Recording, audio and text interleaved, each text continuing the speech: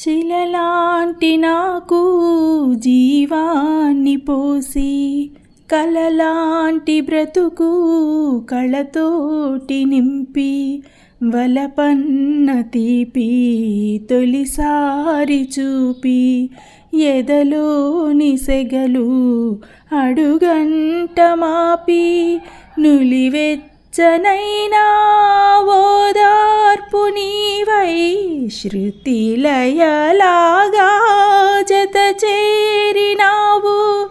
నువ్వులేని నన్ను ఊహించలేను, నా వేదనంతా నివేదించలేను. అమరం అఖిలం మన ప్రేమ ప్రియతమా నా హృదయమా. 2 days బ్యాక్ మన ఫ్యామిలీలో ఒక సిస్టర్ కామెంట్ చేశారండి, 100 ఏళ్ళు కాదు నాలాంటి వాళ్ళైతే ఈ క్షణమే చచ్చిపోతే బాగుండని. ఎంత ప్రాబ్లం ఉందో నాకు తెలియదు కానండి, మీకు ఎంత పెద్ద సమస్య ఉన్నా కూడా చావుని మాత్రం వెతుక్కున్నారు అనుకోండి, అసలు మీ ఆప్షనే అది కరెక్ట్ కాదమ్మా. ఒకవేళ మీ వల్ల పొరపాటు జరిగినా, మీకెవరైనా అన్యాయం చేసినా, చూడండి మీకు ఎవరైనా అన్యాయం చేశారనుకోండి, మీరు కనుక అది తట్టుకోలేక బ్యాడ్ డెసిషన్ తీసుకుంటే, అంటే ఇంకోటి చెయ్యండి, వాళ్ళతో మాట్లాడకండి, వాళ్ళకు దూరంగా ఉండండి, లేదా మీరు నిశ్శబ్దంలోకి వెళ్ళిపోండి, దైవ ప్రార్థనతో ఉండండి, లేదంటే ఇంకేదైనా చేయండి, లేదా ఎవరితో మాట్లాడకూడదు అనిపించింది అనుకోండి, అసలు జీవితం మీద విరక్తి పోయారనుకోండి, మీకు నచ్చిన పని మీద దృష్టి పెట్టండి. ఇంకా లేదనుకోండి, ఇంకా దేవుణ్ణి ఆశ్రయించండి. ఎందుకంటే చనిపోయారు అనుకోండి, నెక్స్ట్ జన్మ ఉంటుందో లేదో తెలియదు. అలా అనేసి సపోజ్ మన వల్ల ఏదైనా పొరపాటు జరిగిందనుకోండి, ఏంటి పెద్ద మర్డర్స్ చేసిన వాళ్ళకు కూడా పశ్చాత్తాపం అంటూ ఒకటి ఉంటే వాళ్ళ పాపాలు పోతాయంటండి. వాళ్ళకు కూడా చావు పరిష్కారం కాదు అని చెప్తున్నారు. సో మీరు ఒకరి వల్ల ఇదయ్యి మీరు ఆ బాధలు పడలేక, అంటే మీ ప్రాబ్లం ఏంటో మాకు తెలియదండి, ఏదైనా సరే తప్పు చేసిన వాళ్ళకైనా చావు పరిష్కారం కాదు, ఒకరి వల్ల హింస పడిన వాళ్ళకు కూడా చావు పరిష్కారం కాదండి. అంతే కదండి, ఈ 2 సిచ్యుయేషన్సే ఉంటాయి. అయితే మనం తప్పు చేయాలి, లేదంటే ఎదుటి వాళ్ళ వల్ల మనం మోసపోవాలి. ఎదుటివారు చేసిన తప్పులకి మనం మన జీవితాన్ని చాలించాలి అన్న దృక్పథానికి వచ్చామంటే వాళ్ళు ఎంత చేసుంటారో. ఒకవేళ వాళ్ళు చేసిందే మీరు చేసిన దానికి మీరు ఓడిపోయారనుకోండి, బాధపడుతున్నారనుకోండి, ఇంకోటి అనుకోండి, మీ లైఫ్ అంతా స్పాయిల్ అయిపోయింది అనుకోండి, మీ కాలం పోయింది, మీ వయసు పోయింది, మీ పిల్లలు అంటే నాకు తెలియదండి మీ సమస్య ఏంటో నాకు తెలియదు. కానీ ఎవరికి ఎన్ని సమస్యలు ఉన్నా, ఉద్యోగం రాకపోయినా, పెళ్ళి అవ్వకపోయినా, కురూపంగా ఉన్న, బ్లాక్గా ఉన్న, హైట్ తక్కువ ఉన్న, అందవికారంగా ఉన్న, లేకపోతే ఫ్యామిలీలో వాళ్ళు పట్టించుకోకపోయినా, మీ దగ్గర డబ్బులు లేకపోయినా, మీరు ఫ్యామిలీతో వెలివేయబడ్డా, మిమ్మల్ని ఎవరు నమ్మకపోయినా, మిమ్మల్ని మోసం చేసినా, లేకపోతే మీరు ప్రేమలో విఫలమైనా, ఏదైనా సరేనండి, ఎలాంటి సమస్య వచ్చినా కూడా చావును మాత్రం ఆప్షన్గా తీసుకోకూడదు. సమస్యలకి పరిష్కారం చావు ఎప్పుడూ కాకూడదండి. ఏంటి చావే కనుక పరిష్కారం అనుకుంటే భూమి మీద చాలామంది ఉంటారండి. ఈవెన్ పసిపిల్లలకు కూడా సమస్యలు ఉన్నాయండి ఈ రోజుల్లో. టీనేజర్స్ కూడా తెలిసి తెలియని వయసులో ఏవేవో తప్పులు చేయటాలు. అంటే ఇప్పుడు టెక్నాలజీ అలా ఉంది, పొల్యూషన్కి సగం పోతున్నాము, కాలుష్యం అంటే ఏమంటారండి, ఎవరి వల్ల అన్యాయం అయిపోయి సగం మంది పోతున్నారు, యాక్సిడెంట్స్లో సగం మంది పోతున్నారు, కరోనా లాంటి వైరస్ల వల్ల సగం మంది పోతున్నారు, వ్యాక్సిన్ వేసుకున్నా కూడా వాళ్ళు ఇంకేవేవో చెప్తున్నారు. సో చెప్తున్నాను కదండి, పోవడానికైతే చాలా మార్గాలు చాలా ఈజీగా ఈ రోజుల్లో దొరుకుతాయండి. కానీ బ్రతకడానికి ఒక్కసారి ఆలోచించండి, ఒక్కసారి సర్వం కోల్పోయారు అనుకోండి, సంతోషించండి. ఎందుకంటే కోల్పోవడానికి ఇంకేమీ లేదు. ఎక్కడి నుంచి స్టార్ట్ చేయండి. మీరు చచ్చిపోదామన్నంత బాధలో నిజంగానే ఉంటే కనుక మీకు బాధ కలిగించిన వాళ్ళని వెంటనే వదిలేయండి. వెంటనే ఆ సిచ్యుయేషన్స్ని వదిలేయండి, ఆ పరిసరాలను వదిలేయండి, ఆ వ్యక్తులను వదిలేయండి. కొత్తగా ఒక లైఫ్ స్టార్ట్ చేయండి. అండ్ ముందు చేసిన ఏ పొరపాట్లు అయితే ఉన్నాయో, మీరు ఒకరిని నమ్మడం అవ్వనివ్వండి, లేకపోతే చెప్తున్నాను కదండి, మీ సమస్య ఏంటో నాకు తెలియదు, కానీ ఎవరైనా సరే లైఫ్లో విఫలం అయిపోయాము, ఓడిపోయాము, ఇంక ఏమీ మాకు లేదు, మమ్మల్ని ఎవ్వరూ చూడరు, మమ్మల్ని ఎవరూ పట్టించుకోరు, నేను ఒంటరి అయిపోయాను, ఏకాకిని అయిపోయాను, అండ్ అనారోగ్య సమస్యలు కూడా వెంటాడుతున్నాయి. ఇవాళ క్యాన్సర్ లాంటి భయంకరమైన రోగాలు కూడా ఓవర్కమ్ అయ్యి బ్రతకడానికి చూస్తున్నారండి. మనుషులందరి మీద నమ్మకం పోతే భగవంతుడిని ఆశ్రయించండి. మీకు నచ్చిన భగవంతుడిని ఆశ్రయించండి. అది ఈ మతము, ఆ మతము, ఆ కులము, ఈ కులము ఏం కాదండి. మీకు మనశ్శాంతిగా అనిపించాలి ప్రెజెంట్. ఎందుకంటే మీరు ఎంచుకున్న ఆప్షన్ అలాంటిది. అర్థమవుతుందండి? ఎందుకంటే చావు దగ్గర ఈ దేవుడు, ఆ దేవుడు ఇంకా అలాంటి తేడాలేం లేవండి. మీ మనసుకు ఏది శాంతి అనుకుంటే అదే చెయ్యండి. ఇక్కడ నేను అది కూడా చెప్తున్నానండి. ఎందుకంటే ఏదో ఒక ఆసరా, ఒక చెట్టును పట్టుకొని మీరు దండం పెట్టుకున్నా కూడా మీకు మనశ్శాంతిగా ఉంటుంది అనుకుంటే అది చెయ్యండి. ఒక పుట్ట దగ్గరికి వెళ్ళాలనుకుంటే వెళ్ళండి. కానీ దొంగ బాబాలని కానీ ఇంకొకటి వేస్ట్గా ఊరకనే డబ్బులు ఖర్చు అయ్యేవైతే అస్సలు చేయకండి. అండ్ అంతకంటే ముందుగా, వీళ్ళందరికంటే ముందుగా కూడా మిమ్మల్ని మీరు నమ్మండి. మీలో ఉన్న మంచితనం మీకు తెలుసు, మీలో ఉండే క్వాలిటీస్ మీకు తెలుసు, మీలో ఉండే సంతోషం మీకు తెలుసు. ఒకప్పుడు ఉన్నారు కదండి, వాటిని మళ్ళీ వెతకండి. ఒకవేళ డబ్బుల సమస్య అయితే అక్కడో ఇక్కడో పని చేయండి. చనిపోవడం కంటే కూడా ఇలాంటి పనులు అయితే తప్పు కాదండి. మీ క్వాలిఫికేషన్కి తగినట్టుగా మీరు బ్రతకడానికి ఎంత అవసరం అవుతుందో అంత డబ్బుల్ని మీరు సంపాదించుకోండి. మీ లైఫ్ని మీరు మళ్ళీ స్టార్ట్ చేయండి. మీరు అమ్మాయి అయినా పర్వాలేదండి, ఎక్కడో దగ్గర ఈ ప్రపంచంలో బ్రతకడానికి ఏదో ఒక చోటు దొరుకుద్దండి. ఈ పొట్ట చేత పట్టుకొని టౌన్లోకి వచ్చి బ్రతికిన వాళ్ళు చాలామంది ఉన్నారు. అట్లనే టౌన్లో బ్రతకలేని వాళ్ళు ఊర్లోకి వెళ్ళి ఏవో పనులు చేసుకొని, అంటే బ్రతకడమే ఇక్కడ ఇంపార్టెంట్ అండి. చనిపోవడం ఏముందండి, చనిపోతే అందరూ మర్చిపోతారండి. కొద్ది రోజులు ఏడుస్తారు మీరంటే అభిమానం ఉండేవాళ్ళు ఎవరో. అండ్ ఇంకోటి, మీరంటే ఇష్టం ఉన్న వాళ్ళు ఒక్కరు కూడా లేరండి. ఈవెన్ మీరు కూడా లేరా? మీరన్నా కూడా మీకు ఇష్టం లేదా? అట్లీస్ట్ మీకు మీరు ఇష్టం లేదా బాధలో ఉన్న, సంతోషంలో ఉన్న మాటలు అటు ఇటు అవుతాయేమో, కానీ మీరు మీనింగ్ అర్థం చేసుకోండి. ఎందుకంటే అంత సమస్యలు వచ్చేసి అసలు ఆ వర్డే కరెక్ట్ కాదు. నాకు డిప్రెషను అన్న మాట కానీ, చచ్చిపోతాం అన్న మాట కానీ నాకు చాలా భయం అండి. నేను చాలా వరకు అయితే ఈ వర్డ్స్ యూజ్ చేయను. మ్యాక్సిమం మన ఛానల్లో కూడా ఏదో చెప్పాలని 1-2 సార్లు ఈ వర్డ్స్ చెప్పానేమో, కానీ అసలు చావు అయితే ఎప్పుడూ చెప్పలేదండి. నేను చెప్తున్నాను కదా, అంత కష్టమే వచ్చింది అనుకోండి, మళ్ళీ ఈరోజే పుట్టారనుకోండి, అండ్ పుట్టినప్పుడు ఉన్న సమస్యలు అయితే ఇప్పుడున్న మీకు కొంత మెచ్యూరిటీ ఉంది. ఎవరిని నమ్మాలో, ఎవరిని నమ్మకూడదో, బ్రతుకు తెరువేంటో అంతో ఎంతో తెలిసే ఉంటుంది కదండి. సో మళ్ళీ స్టార్ట్ చేయండి. మీకు చదువు ఉన్నా లేకపోయినా భూమి మీద 4 రోజులు ఉండటానికి మీకు క్వాలిఫికేషన్ ఏం కావాలండి?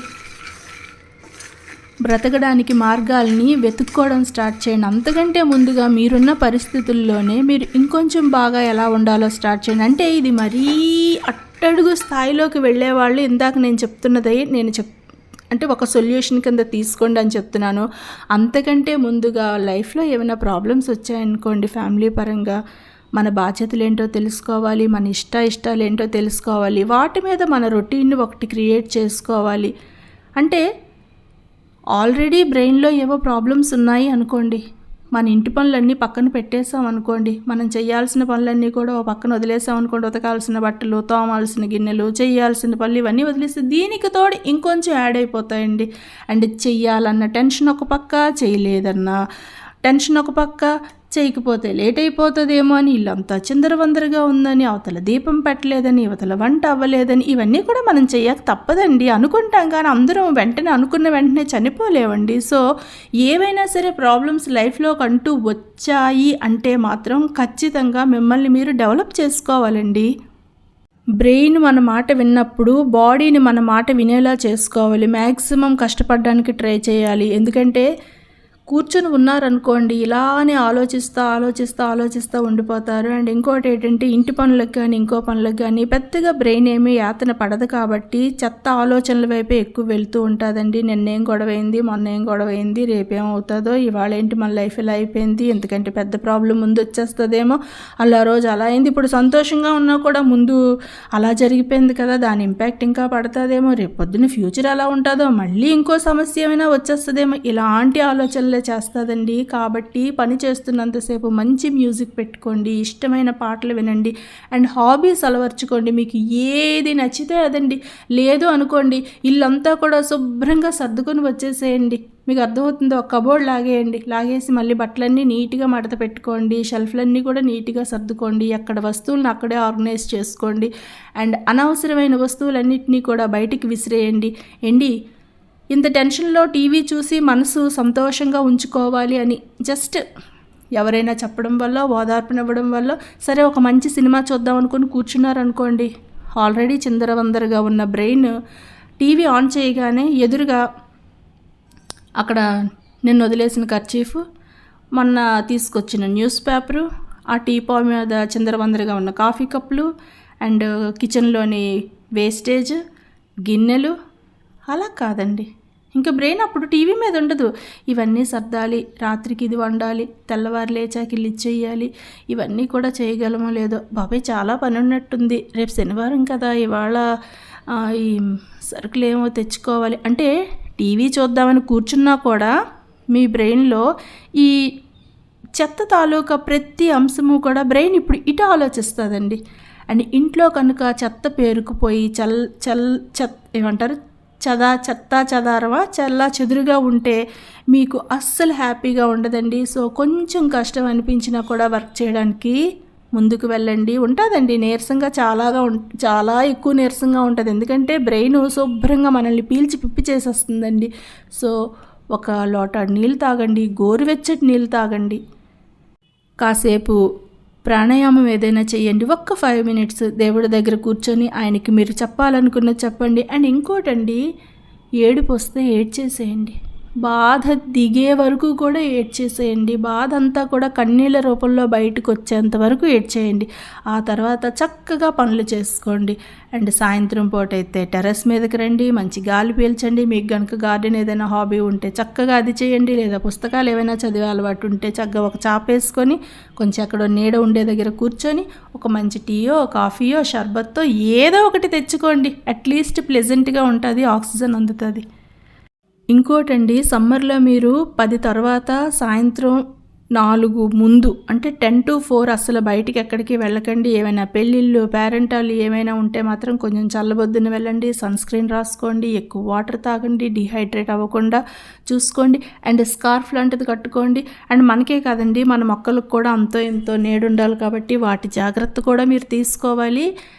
అండ్ ఇంకా చెప్తున్నానండి, ఎప్పుడూ కూడా ఒంటరిగా మాత్రం ఉండకండి ఈ టైంలో. అంటే ఎస్పెషల్లీ బ్రెయిన్లో ఏవో చెత్త ఆలోచనలు వస్తున్నప్పుడు మాత్రం మీ ఫ్రెండ్స్నో, లేకపోతే పక్కన ఉన్న చిన్న పిల్లలనో, లేకపోతే ఎవరైనా పెద్దవారినో, లేదంటే అలా దగ్గరలో ఉన్న గుడికి వెళ్ళిపోండి, అక్కడ కూర్చోండి కాసేపు.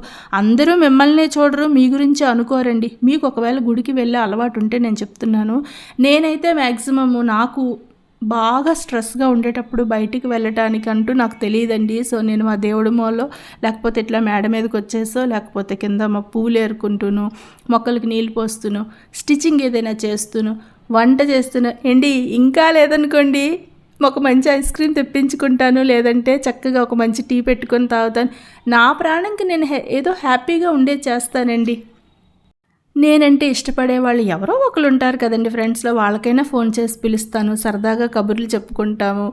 చెప్తున్నాను కదండి, ఏదో ఒక పని చెయ్యాలి తప్పించి నెగిటివ్గా మాత్రం అస్సలు ఆలోచించకూడదండి. ఈ జన్మకు భగవంతుడు మనకి ఈ రూపం ఇచ్చాడు, వచ్చే జన్మలో ఎలా ఉంటామో, ఇంకా దారుణంగా పుడతామో మంచిగా పుడతామో ఎవరు చెప్పాడండి? అసలు ఇంకో జన్మ గురించి ఎవరు చెప్పారండి? హిందువులు అందరూ నమ్ముతాము, కానీ ఇప్పుడుండేది ఒకటి బాగా అనుభవిస్తే నెక్స్ట్ జన్మ గురించి ఆలోచించడానికండి. మన థంబ్నెయిల్స్ లాగా నా పుస్తకాల మీద కూడా థంబ్నెయిల్స్ వెరైటీగా ఉంటాయండి. దీని మీద ఆందోళన చెందకు, ఆనందంగా జీవించు అని ఉంది. మా ఫ్రెండ్కి అదేంటో అర్థం కాలేదనమాట. ఏంటి ఒకసారి చదివిస్తావా, మళ్ళీ చదువుతున్నావేంటి అని అడిగిందనమాట. నేను అన్నాను, ఇదేమైనా టీయా కాఫీయా, ఒకసారి అయిపోతే మరి అవే మళ్ళీ తాగుతూ ఉంటాము. సో ఒకసారి తన ఫస్ట్ క్వశ్చన్ ఏంటి తెలిసి, ఈ బుక్ ఎంత? 175 రూపీస్. అంటే అంత ఇచ్చి బుక్ కొనుక్కోవాలి అన్నది కూడా చాలామంది ఆలోచిస్తారండి. తినైతే బుక్స్ చదువుతుంది లేదో నాకు తెలియదు, కానీ అలా కూడా ఆలోచిస్తారండి. పుస్తకాల మీద మీరు ఇన్వెస్ట్ చేసినా తప్పులేదు. ఒక పుస్తకం తీసుకున్నారనుకోండి, మీరు ఆ పుస్తకాన్ని ఒకసారి చదువుతారు, రెండోసారి చదువుతారు, మూడోసారి చదువుతారు. అండ్ ఒక్కొక్క చాప్టర్ అయిన తర్వాత మీరు ఒక్కొక్క పేజీ డీటెయిల్డ్గా చదువుతూ ఉంటే మీకు చాలా డెప్త్గా అనిపిస్తుందండి. చాలా ఎంత బాగుంటుందంటే ఒక పాయింటే మీ లైఫ్ మొత్తాన్ని మార్చేస్తుందండి.